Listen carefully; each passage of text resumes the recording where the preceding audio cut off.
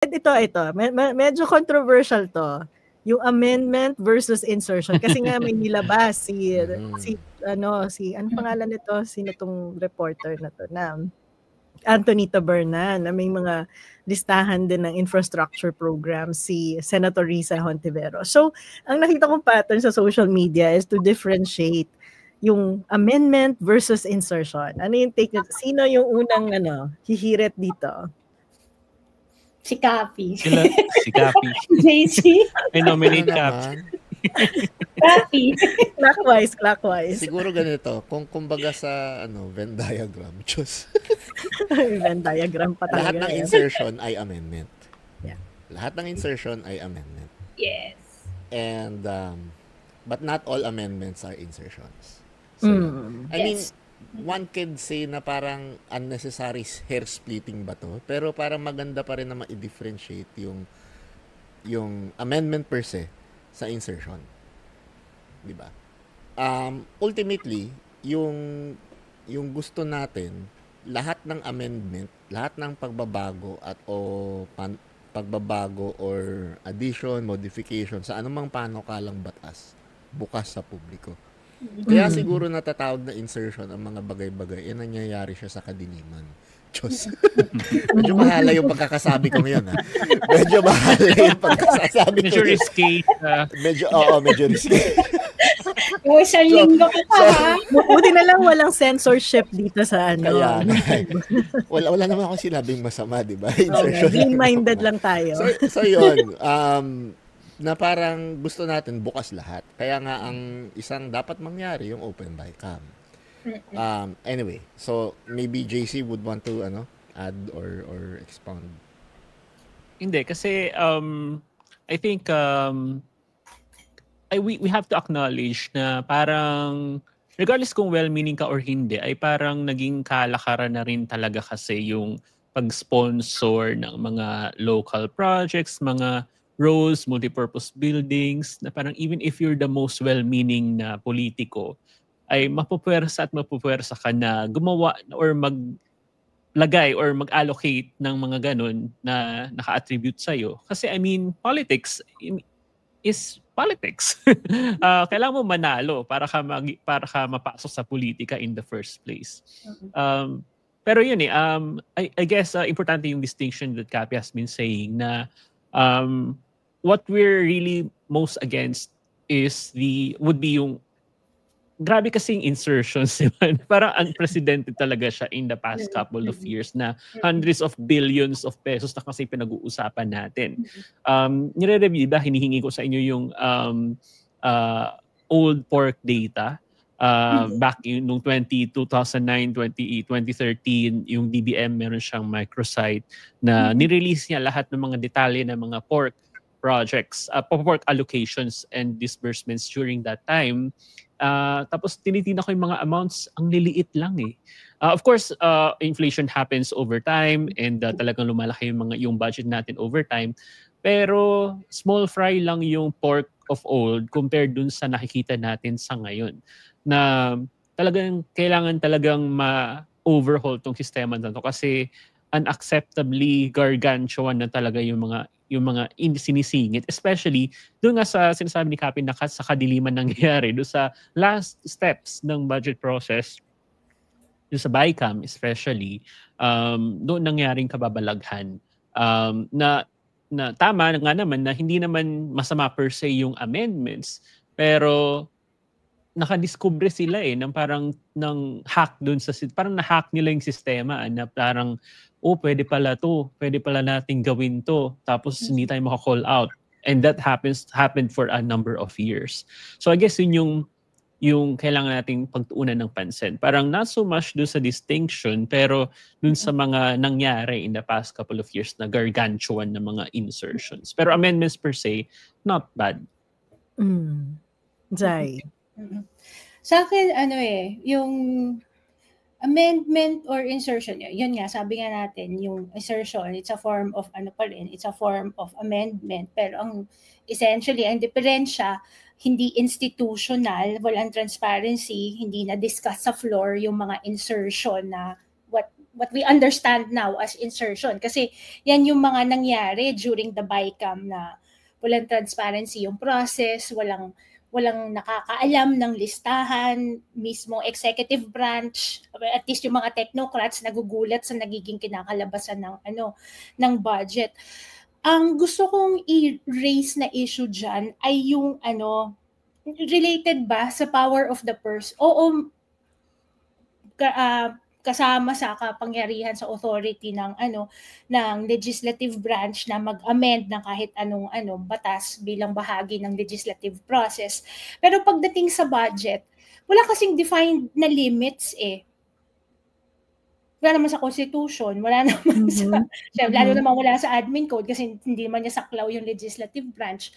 So kaya kami rin sinasabi rin namin ni Kapi, baka yung PFM law, yung Public Financial Management law, dapat merong ganong pag-limit, ng authority ng bawat branch of government. Kasi, di ba, parang kaya nga, executive yung nagbabalangkas, legislative yung mag-authorize, pero kapag ka umaabot na sa level na ibang-iba na yung hitsura sa binalangkas ng executive branch, hindi na natin masabi saan naka-anchor, anong framework, anong policy, saan naka-anchor ang mga bagay-bagay na in-amend, in-insert, and in the last few years nga, yung mga insertions, talagang no rhyme or reason it. Basta, feel lang nila maglista.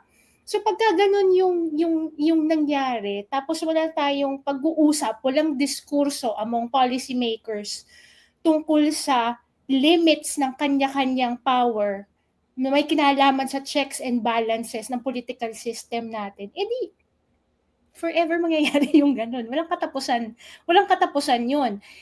Ako, ang tingin ko, kaya yan lumala, kasi di ba after nung ruling ng Supreme Court doon sa PDAF na na-abolish siya, sinabi ng Supreme Court, bawal na ang post-enactment authority, dito naman sila napunta lahat. Budget legislation. So parang nasobrahan naman yung pag-exercise ng discretion dun sa pamimili ng projects. And then ultimately kahit na may power ang executive na mag-veto, hindi nangyari yung veto. So clearly may problema doon sa sistema talaga natin ng paghahanda at pagpapasa ng budget natin. Hindi ko na makita ano talaga ang basihan ng budget. Anong basihan ng proseso? It's so muddled. And ultimately, yung mismong budget na dumaan sa magulong proseso na yan, hindi natural, magulo din. So, balik ako dun sa tanong na saan tayo papunta kung ganyan yung budget natin. Yung nakita ko ang isang problema, and I think dapat pinag-uusapan talaga nila to sa Congress kasi na-weaken yung accountability even within Congress. Kasi ang nangyari sa BICAM, hindi na lang siya reconciliation ng difference between the House and the Senate. Yung miyembro ng BICAM had the authority to revise the whole law. So in this proposed law, in this case, the budget, diba? So nagkaroon ng mga realignment, nilagay lahat sa DPWH. At hindi po yun unconstitutional kasi may Supreme Court decision saying that the BICAM can do that. Ang problema lang, hindi nagdi-demand ng greater accountability ang mga congressman at senador kasi after mag-BICAM, pirma na lang sila, boto na lang sila, approve na without even asking ano yung mga changes na nangyari. Kaya siguro ako medyo mas hardline yung stand ko sa issue na to, yung amendment versus insertion. Tama yung insertion is a sub-category ng amendment.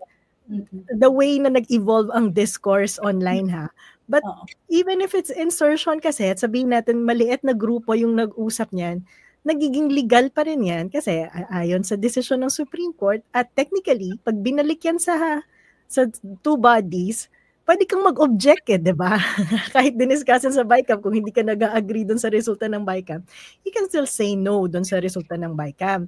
Pero for me, ang mas malaking problema dito, and I think kaya nag-create ng opportunity for rent-seeking or corruption, is yung ginawang practice na may naka-earmark per congressman and senator. Binanggit to sa hearing sa sa Senate ata yon, sa Blue Ribbon, na may certain amount. Di ba nagrereklamo nga si Marcoleta bakit sa party list parang 150 ba or 350 billion lang. Di ba? And then, given yung dinidiscuss natin palagi na, okay, fix yung size ng pie.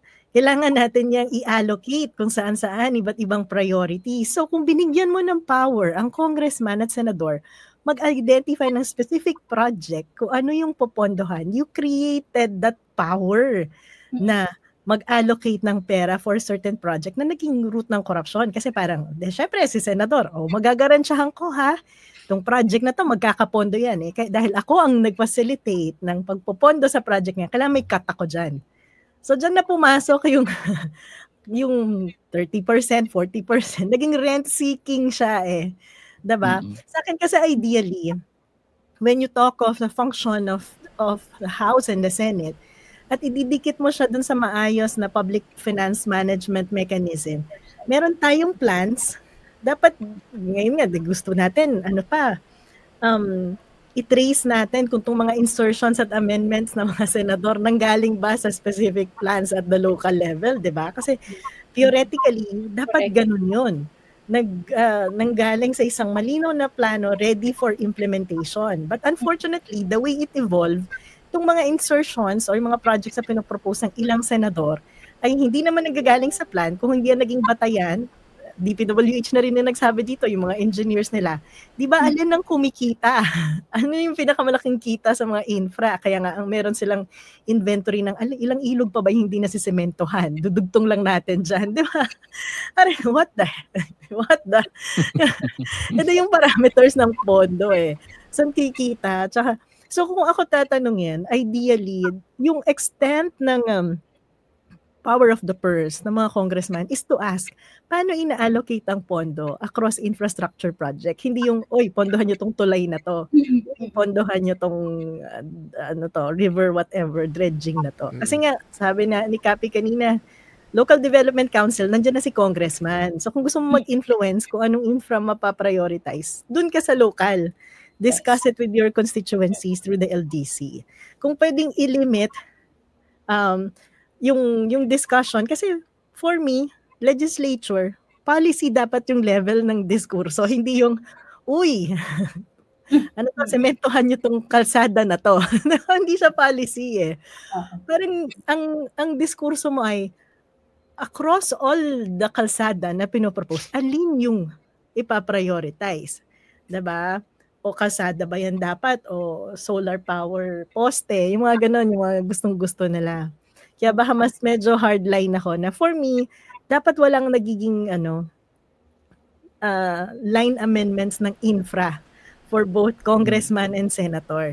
Yung diskurso ay dapat policy, framework, kung paano mag-allocate ng infra at siguraduhin na yung lahat ng infra na ini-insert nanggaling dun sa local development plan. Diba? Kasi whether meron kang senator na might have good intentions katulad sa sinasabi ni JC at meron talaga mga corrupt, pero we cannot just rely on the moral standards of our politicians kasi sometimes they're absent. They're missing. There's no moral we cannot risk. We should always assume there's and what we want is to eliminate the opportunity for corruption. So, yan yung classic na adverse selection, di ba, sa economics. Na parang at the outset, hindi mo alam kung sino yung high risk for corruption and low risk for corruption. So, parang analogo siya doon sa insurance, concept sa insurance, di ba? So, yan. Mas lapitin ng corrupt yung process. Parang ganun ba, JC? Yes. Mas lapitin, mas nagse-self-select yung system. So, dapat gawin mong corruption-proof yung process because you cannot rely on the moral qualities of your politicians. I guess Buti sana kung lahat merong moral fiber ni Risa, for example, or some other. Pero hindi parang exception to the rule kasi sila. Diba? So, amendment versus insertion, baka dapat wala. For me, dapat wala. Kayo? Ako diba? Balik ako dun sa sinasabi mo, Doc, na ano ba yung trabaho ng congressman vis-a-vis the budget? Ano yung role niya? Ang role niya ay oversight. Ang role niya ay to ensure policy coherence. Ang role niya ay to ensure na nakikinabang sa budget ang constituents niya. Not in a particularistic way, but generally through the policies embodied in the budget. pero mahabang usapin pa to yung line ad. Yung struktura kasi ng budget natin, line item budget eh. Yeah. Sa ngayon, hindi siya performance-based budget. Performance-informed, pero hindi siya performance-based. At line item yung ina-appropriate mo eh. Dahil line item, yun talaga. May tendency na mag-sing it, mag-appropriate. So, para feeling ko, fundamental question siya na parang trabaho ba ng congressman mag-identify ng specific project? Yes. Diba? O hindi. So, yun. Yes. So, yan talaga yung main question. Hindi yung, for me, yung pag-differentiate kung ano yung masama at mabuti, amendment or insertion. I think for me is, kailangan is the eradication ng opportunity for corruption. Diba? Kasi nga, pag election, that's sila mabait eh. Diba?